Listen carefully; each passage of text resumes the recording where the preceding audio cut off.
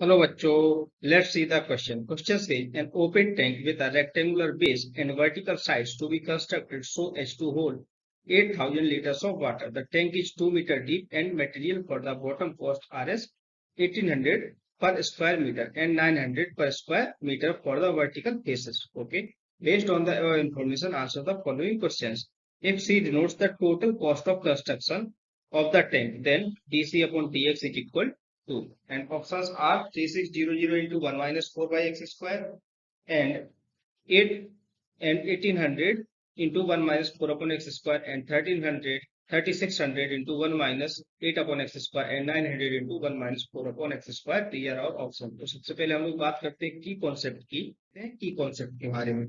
अगर हम की कॉन्सेप्ट देखें तो की कॉन्सेप्ट में हमें देखिए क्या होता है कि टोटल कॉस्ट बतानी है। की कॉन्सेप्ट की बात करें, ठीक है, तो देखो हमें क्या दिया गया, हमें कॉस्ट पर स्क्वायर मीटर दिया गया है। हमें क्या गिवन क्या है, गिवन है कॉस्ट पर मीटर स्क्वायर, ठीक है। और अगर हम एरिया को, किसी भी एरिया को अगर हम मटेरियल किसी भी एरिया में लगाते हैं पर मीटर स्क्वायर के हिसाब से हम उसमें मटेरियल लगाएंगे, है ना। अगर मैं कुछ एरिया में अगर मैं मटेरियल लगाता हूं तो अगर मैंने एरिया जो हमारा है, सपोज एरिया इक्वल टू है हमारा ए मीटर स्क्वायर, ठीक है। तो total cost of material, total cost of material, material देखो कॉस्ट पर मीटर स्क्वायर मान लो कि सी है हमारा, तो टोटल कॉस्ट कितना हो जाएगा हमारा मटेरियल का, सी इंटू ए। ये हमारा टोटल कॉस्ट बन जाएगा। मतलब क्या हुआ कि पर मीटर स्क्वायर की कॉस्ट और टोटल एरिया को मल्टीप्लाई कर दिया तो हमें टोटल कॉस्ट ऑफ मटेरियल मिल जाएगा। ये तो हमारा हुआ की कॉन्सेप्ट, ठीक है। तो देखो अब हम क्वेश्चन को पढ़ते हैं और क्वेश्चन में देखते हैं कि क्या क्या उसने हमें गिवन है और क्या क्या हमें पता लगाना है, ठीक है। देखो क्वेश्चन में उसने हमको दे रखा है, हमको उसने दे रखा है कि रेक्टेंगुलर बेस टैंक है हमारे पास, की ऐसा एक टैंक है जिसका बेसिक रेक्टेंगल है। तो मान लिया मैंने कि ये सपोज मेरा बेस हो गया टैंक का, ठीक है। अब इसके पास कुछ हाइट होगी, तो कुछ इसको हमने हाइट दी इस तरीके से, कुछ इसके पास हाइट टैंक के पास, ठीक है। ये सब कुछ हाइट है, ऐसे करके हमारा एक हमारे पास टैंक हमें मिला कुछ इस तरीके से, ठीक है, ठीक है। ये हमारा ये हमारा बेस बेस मान लो ये हो गया, सपोज कि बेसिक रेक्टेंगुलर बेस है, ठीक है। और हमारे पास टैंक है, एक हाइट है इसके पास, ठीक है। फिर उसने क्या क्या हमें साथ में दिया गया है कि ओपन टैंक है, यहाँ से टैंक हमारा ओपन है, this is open, open tank, ठीक है। ओपन है टैंक हमारा। वॉल्यूम ऑफ टैंक हमें दिया गया है, देखो गिवन को लिख लेते हैं क्वेश्चन में हमें क्या क्या गिवन है। वॉल्यूम ऑफ टैंक कितना दिया गया हमें, ये दिया गया है हमें 8,000 लीटर। 8,000 लीटर को मैं क्या लिख सकता हूँ, 8 मीटर क्यूब, ऐसे भी लिख सकता हूँ, ठीक है। सारी चीजें हम मीटर क्यूब में डील करने वाले हैं। टैंक कितना 2 मीटर डीप है, तो ये डेप्थ जो हमारी है कितनी है, 2 मीटर है। डेप्थ को डी लिख दो या फिर हाइट लिख दो, ये 2 मीटर है, ठीक है। और रेक्टेंगुलर बेस है हमारा। साथ ही साथ में हमें कुछ चीजें और दी गई है, मटेरियल फॉर बेटर, मतलब material material cost for bottom. ये क्या कॉस्ट दी गई है हमको, बॉटम के लिए हमें दिया गया 1800 पर स्क्वायर मीटर, है ना, पर मीटर स्क्वायर, ऐसे लिख लेते हैं इसको, ठीक है। और एक और चीज हमें दी गई है कि material for vertical vertical walls है, vertical faces, material material cost for vertical faces, ठीक है। ये कितना दिया गया हमको, ये दिया गया हमको 900 पर मीटर स्क्वायर, ठीक है। अब देखो साथ ही साथ में अब उसने, अगर हम इसमें ले लें कि इसके पास x जो है, x हमारी लेंथ है और y ब्रेड्थ है। अगर x है हमारी लेंथ और y है हमारे पास ब्रेड्थ, ठीक है, ये y हमारी ब्रेड्थ है, ठीक है। अगर हम देखें कि टोटल एरिया हमारा क्या हो रहा है, total area of the tank क्या हो रहा है, देखो टोटल एरिया ऑफ टैंक की बात करेंगे, उसी के हिसाब से हम लोग इसको लिखेंगे। देखो ये तो हमारे पास टैंक है, ठीक है, दिस इज आवर टैंक। और इसकी हाइट कितनी है, हाइट है 2 मीटर, हाइट है हमारे पास 2 मीटर, एक साइड वाई है और एक साइड हमारी एक्स है, ठीक है।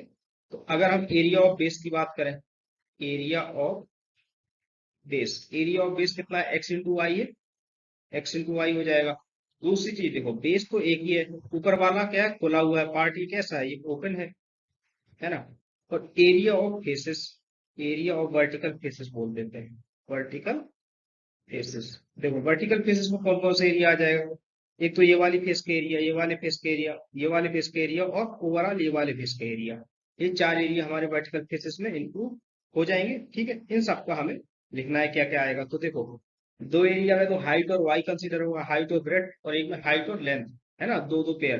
तो ऐसे बोलेंगे 2y प्लस का 2y, ये हाइट और ब्रेड्थ कंसीडर हो रही है इसमें, प्लस हाइट और लेंथ की बात करें, एक्स को हमने लेंथ माना है ना, तो 2 इंटू एक्स प्लस का 2 इंटू एक्स, ये वर्टिकल फेसेस का एरिया। अगर हम टोटल एरिया की बात करें, total area equal to X Y plus का, ये देखो यहाँ पे वर्टिकल फेसेस का एरिया कितना आया था, 4 इंटू एक्स प्लस वाई आएगा, ठीक है। तो यहाँ पर लिखते हैं प्लस का 4 इंटू एक्स प्लस वाई। अब देखो, अब क्या टोटल कंस्ट्रक्शन की बात करनी है कि कितना प्राइस हमें कंस्ट्रक्शन में लग रहा है। तो देखो बेस के लिए अलग अलग रेट है, 1800 पर स्क्वायर मीटर है, और वर्टिकल फेसेस के लिए 900 पर स्क्वायर मीटर है। अगर हम बोले total cost, total cost of material, जो कि सी बोला गया है, सी इक्वल टू, देखो एक्स वाई में किसका मल्टीप्लाई होगा, 1800 का, तो आएगा 1800 एक्स वाई प्लस, देखो वर्टिकल के लिए कितनी कॉस्ट लग रही है, 900 पर स्क्वायर मीटर लग रहा है, तो यहाँ 900 इंटू 4 मतलब 3600 इंटू एक्स प्लस वाई। तो ये हमारा टोटल कॉस्ट ऑफ कंस्ट्रक्शन पड़ेगा, ठीक है। हमें इतनी बात समझ में आई। अब अगर हम आगे, तो जो टोटल कॉस्ट हमारे पास आया है, कितना आया है, वो आया है 1800 एक्स वाई प्लस का 3600 इंटू एक्स प्लस वाई। इतना तो हमारे पास टोटल कॉस्ट आया। अब यहाँ पर एक चीज और ध्यान देने वाली बात है कि हमने एक्स और वाई को तो लेंथ और ब्रेड्थ माना है, टोटल वॉल्यूम हमें कितना दिया है क्वेश्चन में, वॉल्यूम का हमें पता है कि 8000 लीटर ऑफ वाटर दिया गया, तो मतलब 8 मीटर क्यूब दिया गया है। वॉल्यूम इक्वल टू क्या होता है, LVH, length into breadth into height, x into y into height या डेप्थ कितना है, 2 मीटर है, 2 मीटर डेप्थ दिया गया हमको, इक्वल टू 8 हो जाएगा। तो यहाँ से अगर y इक्वल टू लिखना चाहे तो क्या 4/x हो जाएगा, ठीक है। तो y इक्वल टू 4/x हम इसमें c के लिए रिप्लेस कर सकते हैं y को x से।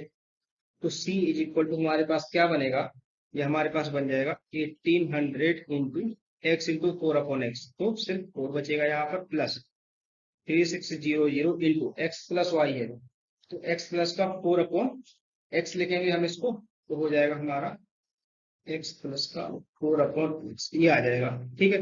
अब इसको अगर हम डिफ्रेंशिएट करें तो dc/dx निकलेगा हमारा, डिफ्रेंशिएट करते हैं x के रिस्पेक्ट में, तो 1800 इंटू 4, ये तो कांस्टेंट है, तो यहाँ 0 हो जाएगा, तो 0 हो गया, प्लस ये 3600 कांस्टेंट होगा, 1 का डिफ्रेंशिएशन, वो x का डिफ्रेंशिएशन 1 हो जाएगा, और प्लस का 4/x है, 4 तो कांस्टेंट है, 4 कांस्टेंट की तरीके लिखा, और 1/x का डिफ्रेंशिएशन होता है माइनस का 1/x स्क्वायर, ठीक है। तो ये हमने इसको एक्सप्रेस लिख लिया। तो यहाँ से अगर हम dc/dx निकालना चाहें तो dc/dx हमारा कितना आ जाएगा, ये आ जाएगा 3600 और मल्टीप्लाई में 1 माइनस का 4/x स्क्वायर, ये हमारा dc/dx आया। अगर हम अपने ऑप्शंस में देखें तो हमें कहाँ पर देखो दिया गया है, ये हमें दिया गया है ऑप्शन नंबर ए में, 3600 इंटू 1 माइनस का 4/x square. Option A will be your correct answer. I hope you have understood this question very well. Thank you so much. Best of luck.